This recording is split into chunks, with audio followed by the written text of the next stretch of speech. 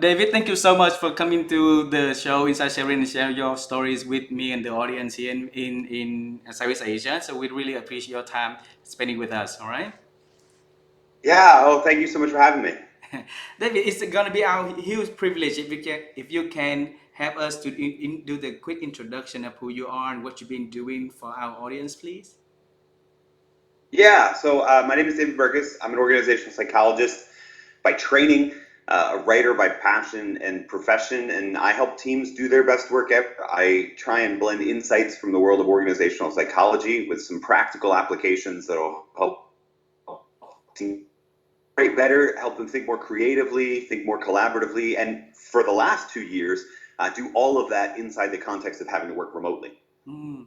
David, I would want to bring you all the way to when you were a child, a little, a little boy, okay? And back then, what did you dream of one day when you finish school and you get out to the world? What you gonna be? How it's gonna be? Yeah, well, so this is the irony. When I was in high school, when I was Mm. probably 14, 15 years old, um, what I wanted to be was a writer. When you're that young, you Mm. think being a writer means fiction. So Mm. you think it means, am I going to be a novelist? Am I going to write sci-fi or medieval? Am I going to American novel, as we call it a lot of times, about coming of age stories, etc. What am I going to write, right? And so I went to university. I went to 4 year university to study English and creative writing to be Ah. that writer, Ah. right? Now, somewhere along the line, my third or fourth year of university, I started reading a lot of science writing, a lot of nonfiction, and a lot of people that were writing about social psychology. So this would have been your early writers would have been people like Malcolm Gladwell in the New Yorker, and some other Daniel Pink's Free Agent Nation was out, and a couple other people that were writing the beginning of a genre of these popular psychology books. And I Mm. just thought that was fascinating. I just thought Mm. it was they're using the craft of storytelling that I had learned from wanting to be a fiction writer, but they're actually helping people. They're not starving, right? They're more people are reading these books than the fiction books and novels and that sort of thing. So it was a long kind of senior year that that's what I decided I wanted to do. So, Mm. what do you do when you've got a bachelor's degree in English and you want to write psychology, but you don't know anything about psychology? You'll go get a master's degree. So, I Ah. went, continued studies, and did a master's degree in organizational psychology, leading up to a doctorate in organizational leadership. Took a weird detour when I was offered the ability to be a professor. So, I was a business school professor for about 6 or 7 years as I was writing the first and second book. By the time the second book came out, the invitations to work with companies and come speak at events and that sort of stuff kept me so busy I had to start scaling down the university life as a Ah. professor. And then when COVID hit, we kind of just scaled it out entirely. It was hard enough to make everything work. Most universities were facing budget cuts and that sort of thing. And I thought there's no need for me to take up salary here when I already have all of this other stuff. So I stepped away from teaching full time during COVID. Ah, so thank you for sharing that. And I took a look at the books that you've been written. Okay, you wrote, and couldn't try to see the linkage between one. There's the book about networking. There's the book about remote working. There's a book about like leadership and a different kind of topic. So how did you come up with the ideas to where everything coming to you? Yeah, there's that famous Steve Jobs quote about you can't connect the dots moving forward, you can only do it looking backwards. Mm. And that's kind of what it was. In the early days, I would write a book about whatever fascinated me so much I couldn't let go of it, right? Mm. So in my early years, Myths of Creativity was my first book. That's the creativity book you mentioned. Mm. That came out of just being fascinated with a lot of the research, the psychology research on how creativity and innovation works, and seeing how different it was Mm. than what most people thought. The second book kind of was a little bit of an extension of that, in that once you put out a book on creativity, lots of people were asking what they needed to change inside their organization or on their teams. And so Under New Management was a book of kind of newer management practices and policies, everything from the phenomenon of self-organizing teams to little HR practices like unlimited vacation or having total salary transparency. The next one that fascinated me was the networking book, so we wrote that. And then after the networking book is when I kind of started connecting the dots looking backwards. And that is that the prior three books, the commonality through all of them was that they were less focused on individuals and more focused on teams as a whole. Not the entire company either, but the 6 to 10 people who work together on a project together. And so that sort of caused me to say, okay, let's stay in this vein. And the remote working book, Leading from Anywhere, is obviously a response to the pandemic. There was some research on virtual teams and organizations that had what we would now call a hybrid working environment, what we used to call before just flex time. We teased out a lot of that research and made it specific to the pandemic and specific to what people were facing in Leading from Anywhere. And the book that we're looking at now, that I'm in the process of researching now, is almost entirely on the culture of individual teams. So it's funny, you start off just doing whatever fascinates you, right? Like I think a lot of people's careers are this way.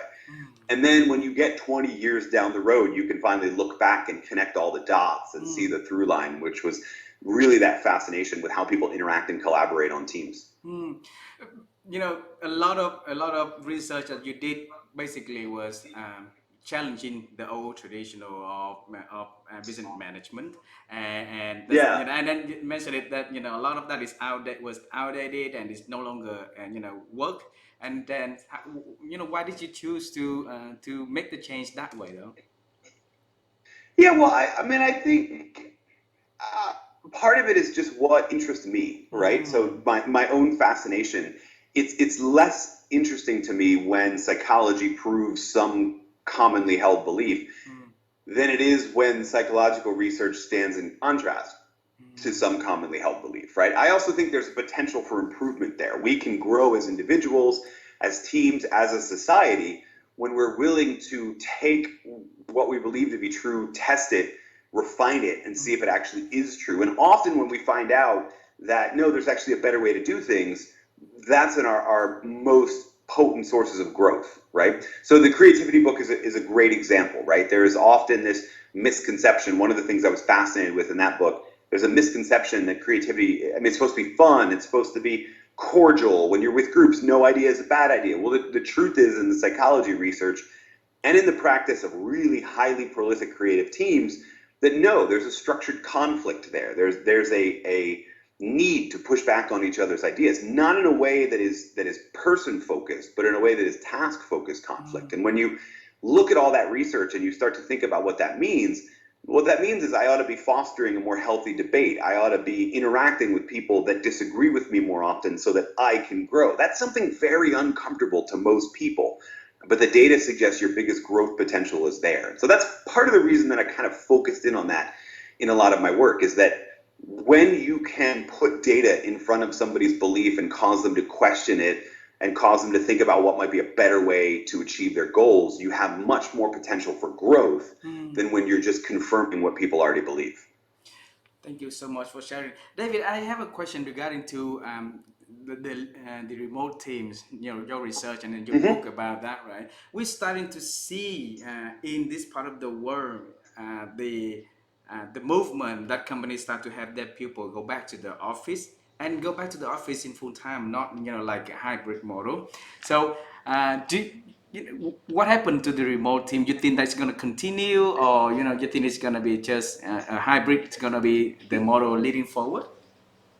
Yeah, well, you know, I think that COVID just accelerated a trend that was already going on. You know, one of the things I'm careful to talk about in that book is that when I say remote or when I say virtual teams and virtual work, I'm not talking about legions of people working from home like we've been doing for the last 2 years. I'm talking about having to collaborate with people that you are not in the same room as, right? And so that I see continuing in perpetuity, right?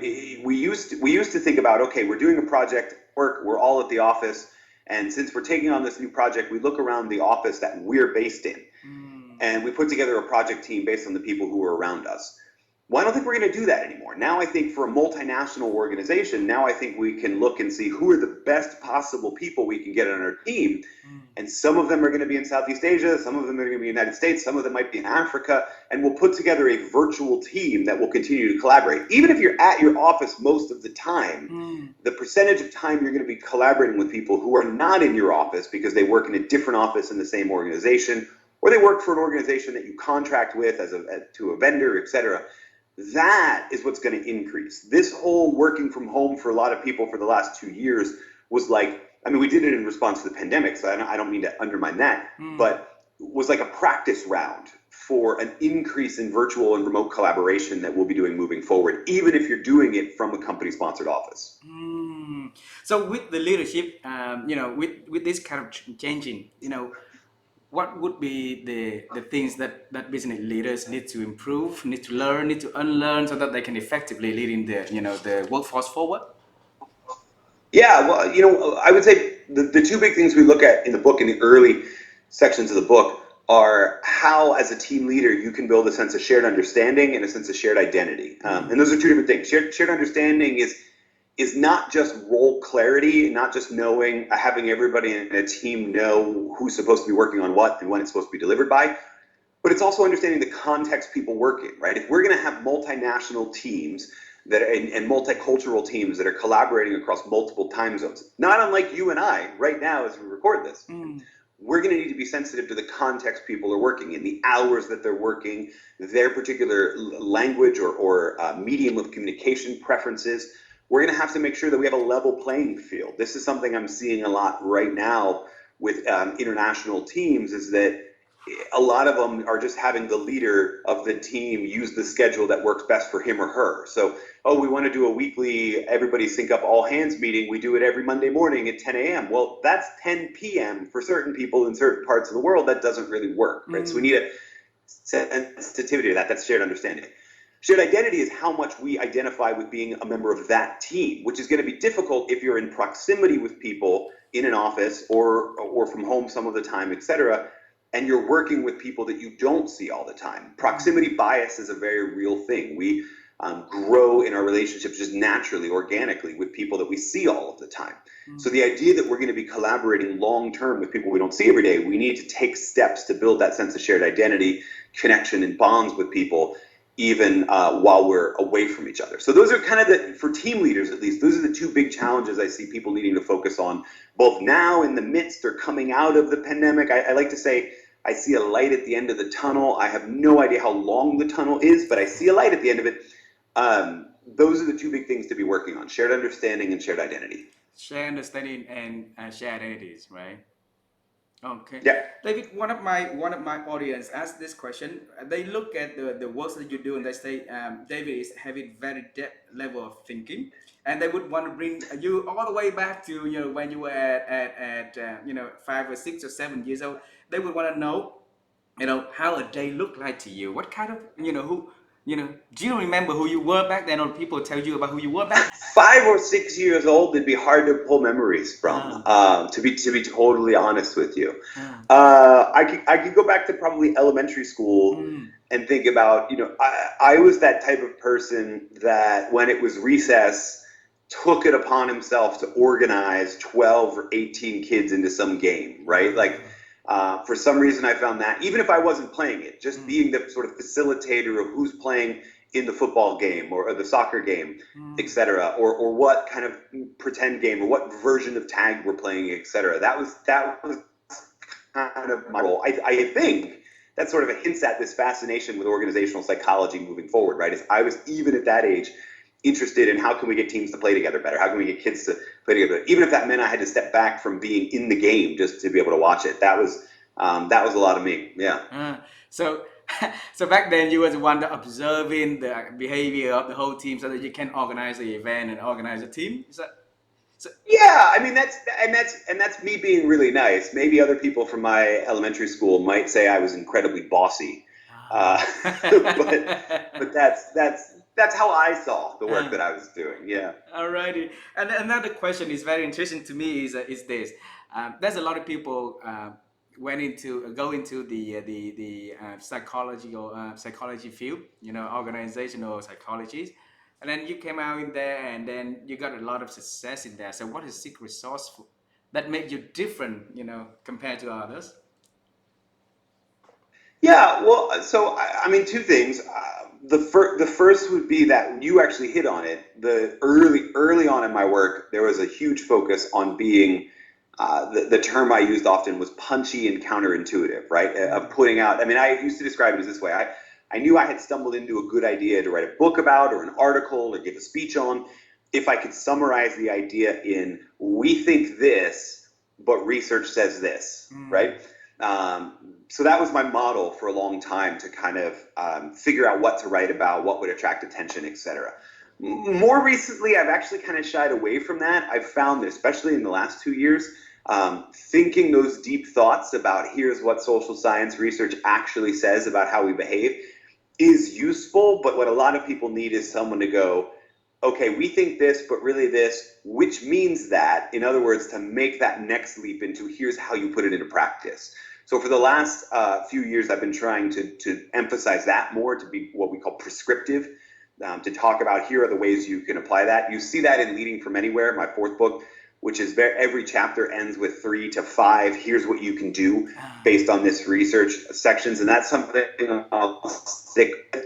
And then if I'm being totally honest, one of the other things I'm trying to do is I'm trying to be funny more often. I'm trying to use some level of humor to kind of disarm people and make them more receptive to the ideas as well. So I don't know if that is here's what I would tell you. That's what I've done, and if it's helpful to you as you're trying to grow in it, take it. I don't necessarily know that means everyone has to be funny or everyone has to be punchy and counterintuitive.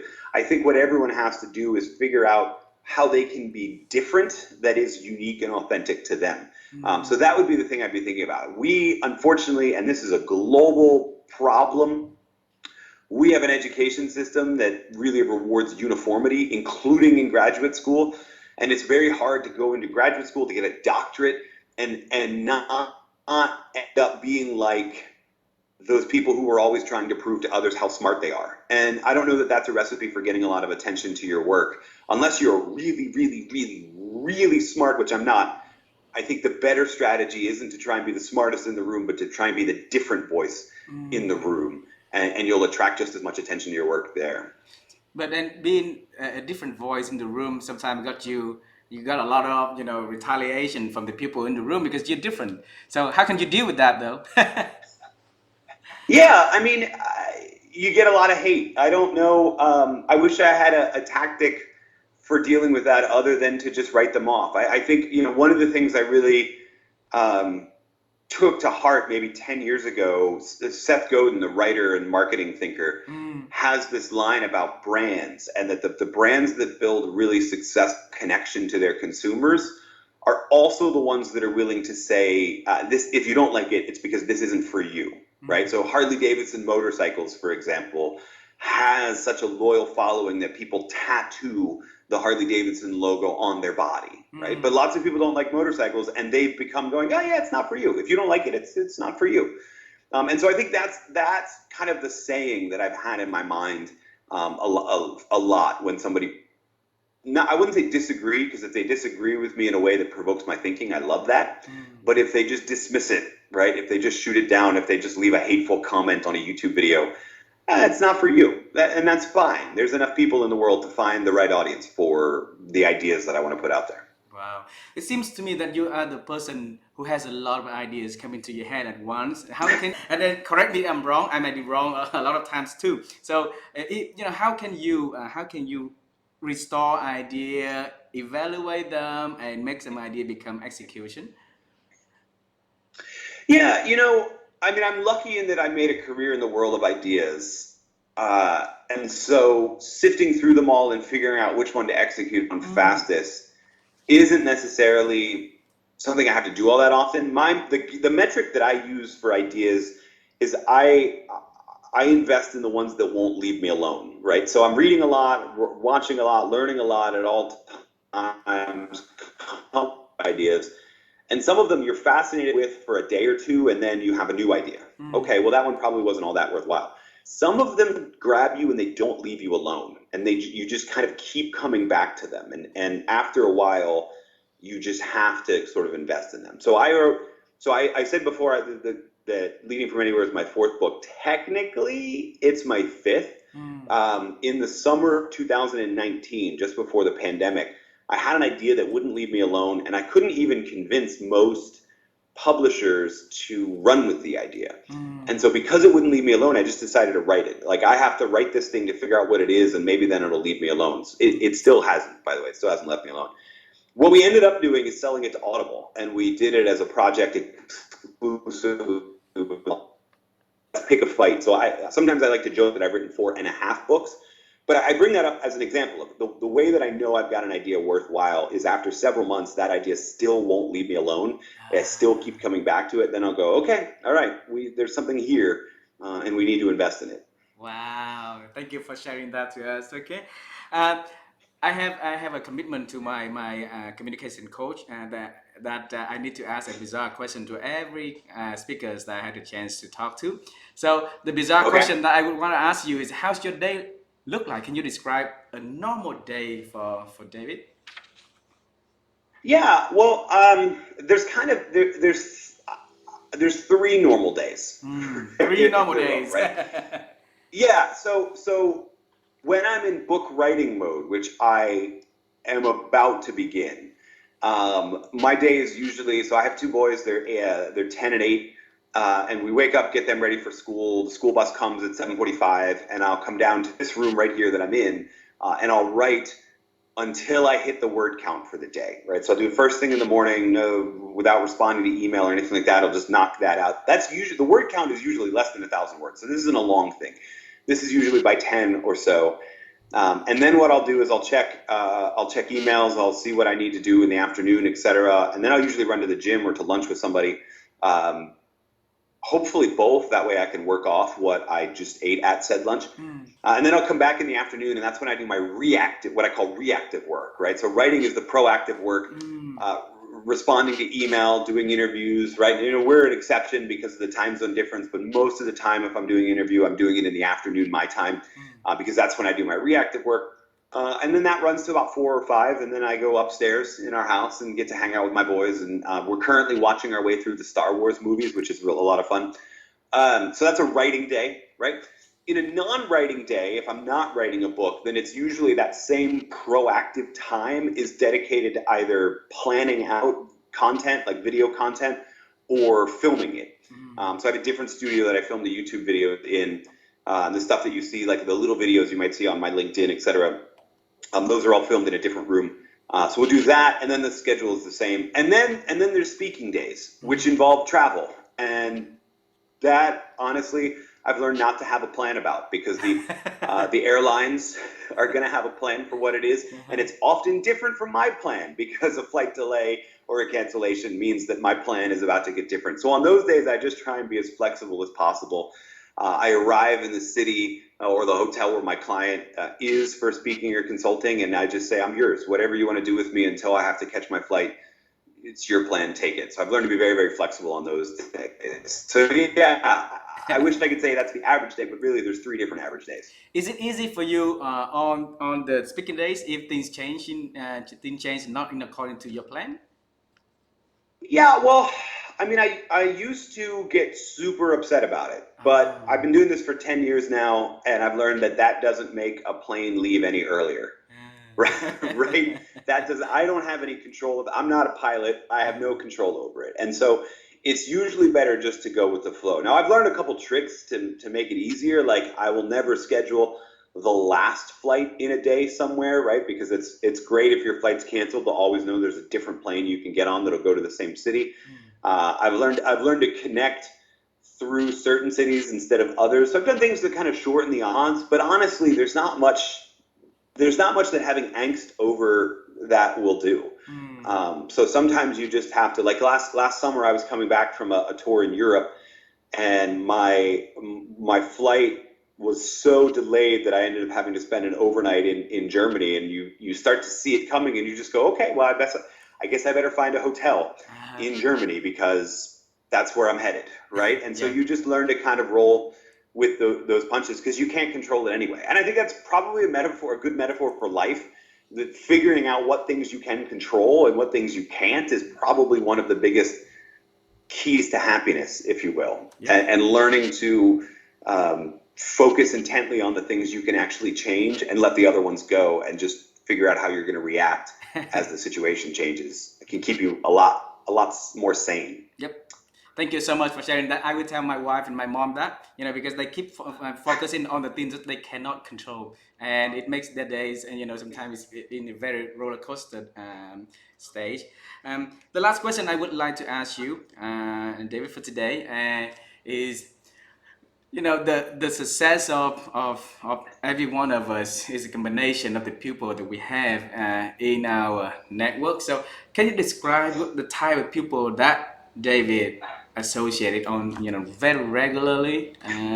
Yeah, especially over the last 2 years, some of the most influential people in my life are people that I don't see all that often, but keep a virtual interaction with. Right, and that was true before the pandemic as well, just because we're a global society.